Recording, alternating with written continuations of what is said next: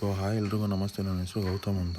ಇವಾಗೇನು ಈ dairy farm ನೋಡ್ತಿದ್ದೀರಾ ನೀವು, ಇದು ಮೈಸೂರಲ್ಲೇ ತುಂಬ ಹಳೆ ಡೈರಿ ಫಾರ್ಮ್ ಅಂತ ಸರ್ ನನಗೆ ಹೇಳಿದ್ರು. ಸೊ ನಾನು ಅಲ್ಲಿ ಹೋಗಿದ್ದು ಒಂದೇ ರೀಸನ್ಗೆ, ಮೈಸೂರಿಗೆ ABS ಸೆಮೆನ್ ಡಿಸ್ಟ್ರಿಬ್ಯೂಷನ್ ನಾನು ತೊಗೊಂಡಿದ್ದೀನಿ.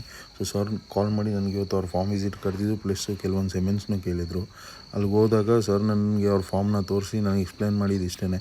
ಅವ್ರ ಹತ್ರ ಸುಮಾರು ದೊಡ್ಡ ಹಸುಗಳಿದ್ದಾವೆ, ಎಲ್ಲ 35-40 kgs ಪರ್ ಡೇ ಕರಿಯೋಂಥ ಹಸುಗಳಿದ್ದಾವೆ. ಬಟ್ ಅದರಿಂದ ಹುಟ್ಟಿರೋ ಕರುಗಳು ಯಾವುದೂ ಅಷ್ಟು ಕ್ವಾಲಿಟಿ ಇಲ್ಲ ಅಂತಲೇ ಸರ್ ನನಗೆ ಹೇಳ್ತಿದ್ರು. ಕಾರಣ ಇಷ್ಟೇ, ಅವ್ರು ಯೂಸ್ ಮಾಡ್ತಿದ್ದಿದ್ದು ಸೆಮೆನ್ಸು.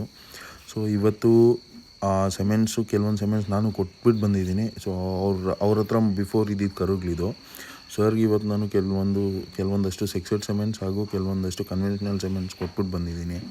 ಎಲ್ರಿಗೂ ಹೇಳೋದು ಒಂದೇ, 1.5-2 ಲಕ್ಷ ಕೊಟ್ಟು ಹಸು ತೊಗೋತೀರಾ, ನೀವು ಸೆಲೆಕ್ಟ್ ಮಾಡೋ ಸೆಮೆನ್ ಒಳ್ಳೆ ಕ್ವಾಲಿಟಿ ಆ್ಯಂಡ್ ಒಳ್ಳೆ ಕಂಪ್ನಿ ಸೆಲೆಕ್ಟ್ ಮಾಡ್ಕೊಳ್ಳಿ ಅಂತಲೇ ಹೇಳೋಕ್ಕೆ ಇಷ್ಟಪಡ್ತೀನಿ. ಆಮೇಲೆ ಯಾರಿಗಾದ್ರೂ ABS ಸೆಮೆನ್ಸ್ ಬಗ್ಗೆ ದಯವಿಟ್ಟು ನಾನು ಕಾಲ್ ಮಾಡ್ಬೋದು.